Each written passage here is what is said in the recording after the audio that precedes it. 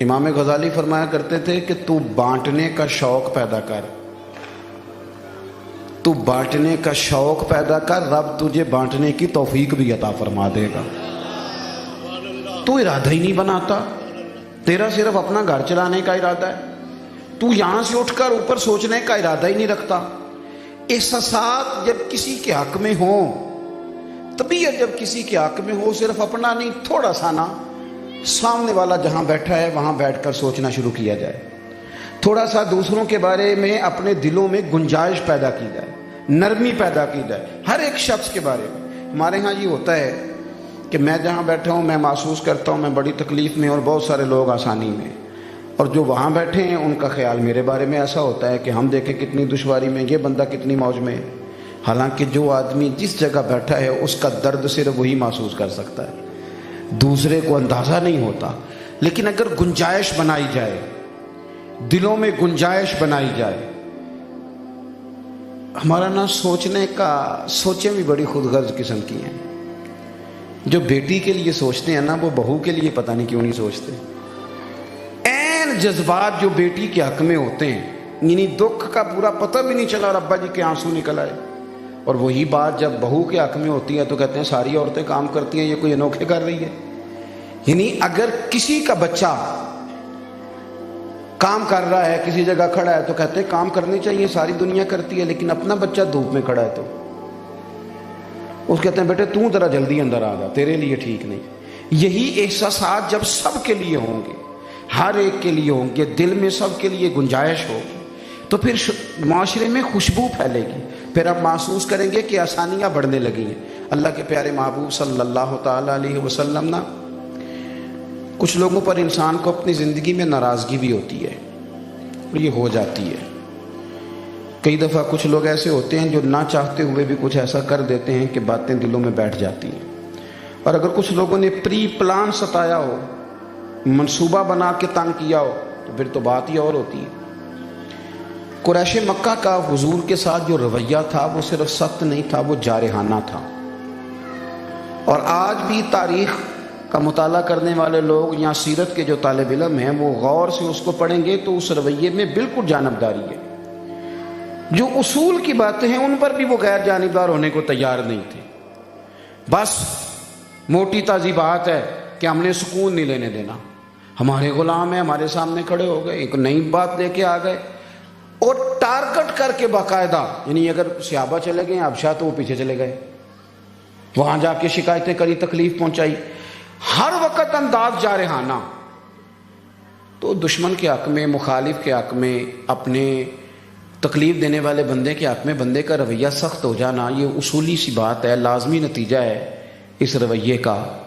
لیکن ذرا اس احساس کی شدت دیکھیں کہ یہی سارے لوگ جب بدر میں قیدی ہو کے آئے، اور جب یہ بدر میں آئے تھے تو یہ صلح کرنے تو نہیں نہ آئے تھے، یہ تو تلواریں لے کے آئے تھے۔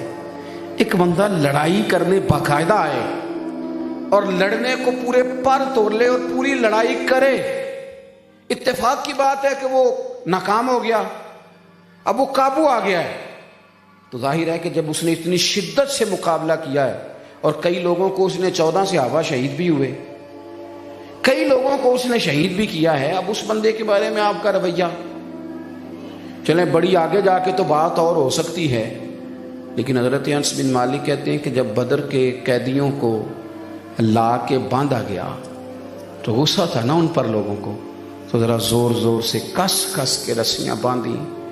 فرماتے ہیں مجھے رات نہیں بھولتی جب میں مسجد نبوی شریف میں داخل ہوا تو اللہ کے رسول ٹہل رہے ہیں، کبھی ادھر جا رہے ہیں کبھی ادھر جا رہے ہیں۔ میں نے عرض کی حضور صحت مبارک ٹھیک ہے، کیا ہوا؟ تو کریم فرمانے لگے تم نے ان کی رسیاں زور سے باندھ دی ہیں، ہائے ہائے کرتے ہیں مجھے نیند نہیں آتی، یہ ہائے ہائے کرتے ہیں مجھے نیند نہیں آتی، اسیر دشمن کی چاہ میں بھی، وہ مخالفوں کی نگاہ میں بھی، امی ہے صادق ہے معتبر ہے، میرا پیغمبر عظیم تر ہے۔ ان کی ہائے ہائے درد پیدا کرتی ہے، سنے نہیں دیتی۔ کہو نا لوگوں سے ان کی رسیاں ڈھیلی کر دیں۔ کون ہے یہ پھول پھینکنے والے؟ کون ہے یہ پیار کرنے والے؟ کون لوگ ہیں یہ جو تلواریں لے کے آئے ہیں؟ ان کی بھی رسیاں ڈھیلی کرو. یہ احساس کی وہ دولت ہے جو تیرے اور میرے رسول نے ہمیں عطا فرمائی ہے. کیوں نہیں ہمارا احساس جاگتا؟ کیوں نہیں جاگتا؟ کس طرح ہم پسند کرتے ہیں کہ یہ بندہ ہمیشہ ہمارا ہی غلام رہے. چودھری صاحب، سیٹھ صاحب بڑے شوق سے بات سنا رہے ہوتے ہیں، یہ ہمارے پاس کام کرتا ہے، اس کا ابا بھی کرتا تھا، اس کا دادا بھی میرے دادا کے پاس. وہ چھوڑ دے ان کی جان، اب انہیں کچھ اور بھی کرنے دے کہ یہ تیرے ہی غلام رہیں گے ساری زندگی. انہیں کچھ آگے بھی بڑھا. میرے رسول پاک کی لوگوں نے غلامی کی، لیکن جس نے غلامی کی رسول پاک نے اسے دنیا کا امام بنایا. اور ایک دو کو نہیں، السابق النجوم، یہ کن نجوم بتاتا ہے کہ ایک نہیں سبھی کو حضور نے امام بنایا. اس لیے کہ جو لوگ بڑوں سے لگیں ان کو تو پھر اللہ بڑی ہی شان عطا فرماتا ہے نا. اور پھر یہ بات تھوڑی ہے کہ وہ چھوٹے ہی رہ جاتے ہیں. تو اپنی زندگی میں اگر احساس ہوگا، طبیعتوں میں ذرا شوق ہوگا، تانائی ہوگی اور کچھ دینے کا مزاج ہوگا. یہ ضروری نہیں ہے کہ آپ سارا کچھ دینے میں کامیاب ہی ہو جائیں. یہ بھی ضروری کوشش تو کریں نا. جو کر سکتے ہیں وہ تو کرنا چاہیے نا. وارف رومی کہتے ہیں کہ ایک گاؤں میں نا، ایک شہر میں بیماری پھیل گئی تھی، اور علاج کے لیے جو جڑی بوٹی تھی وہ اتنی اونچی تھی. پہاڑ تھے، ایک پہاڑ اس کے اوپر دوسرا، پھر تیسرا، وہ 8-10 پہاڑ تھے. اب وہ پہاڑ اتنی ڈھلان تھی ان کی کہ جو پاؤں رکھتا تو پھسل جاتا تھا. کون جائے اوپر سے جڑی بوٹی لینے؟ پہلا پہاڑ ہی سر نہیں ہوتا تھا کسی سے. یہ نوجوان میری بات پر غور کریں.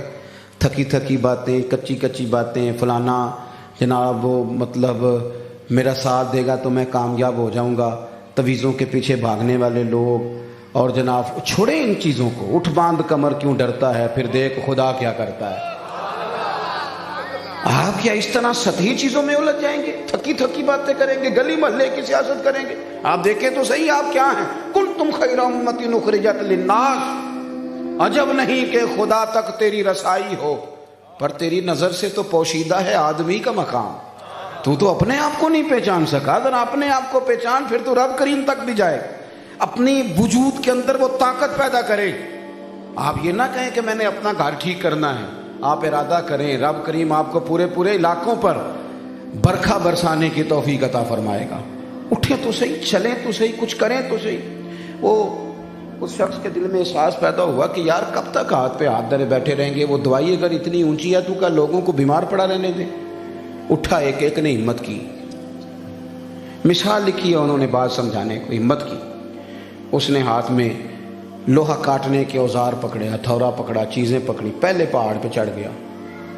پہاڑ کاٹ کے رستہ بنانا شروع کیا. لوگ اس کا مذاق اڑاتے. تو دیکھ تو کر کیا رہا ہے، تو بھلا پہاڑ کاٹے گا، اور پھر 8 پہاڑ کاٹے گا. اس نے کہا یارو میں نے کب کہا ہے کہ میں جیتوں گا، لیکن مجھے میدان میں تو رہنے دو نا. جیتنا شرط نہیں ہوتا، میدان میں رہنا کمال ہوتا ہے. میدان میں تو رہنا چاہیے نا، آخری دم تک رہنا چاہیے. اس نے ایک پہاڑ کاٹا، سیڑھیاں بنائی، رستہ بنایا. سالوں لگ گئے. ایک آدمی تھا، سالوں لگ گئے. پھر اس نے دوسرا پہاڑ کاٹا، رستہ بنایا، پھر سالوں لگ گئے. 4 پہاڑ کاٹ سکا. اب سیڑھیاں بن گئی، لوگ وہاں تک چلے بھی جاتے تھے، آ بھی جاتے تھے. اب 4 پہاڑ کاٹے، عمر زیادہ ہو گئی، وقت انتقال کا آ گیا. لوگ اس کے پاس آئے، آ کے کہنے لگے تجھے کیا ملا، تو پہنچ تو سکا نہیں اور وقت تیرے انتقال کا آ گیا. کہنے لگا تمہیں پتہ ہی نہیں میں کامیاب کتنا ہوا ہوں، میں جیت کے جا رہا ہوں. انہوں نے کہا وہ کس طرح؟ کہنے لگا میں نے نا یہاں تک رستہ آسان کر دیا ہے. اب جو میرے پیچھے آئے گا وہ پہلے پہاڑ سے نہیں شروع کرے گا، وہ 5ویں سے شروع کرے گا. میں 4تھے تک تو لے آیا نا. یہ میری بساط تھی. اللہ کرے آپ کو میں سمجھا سکوں.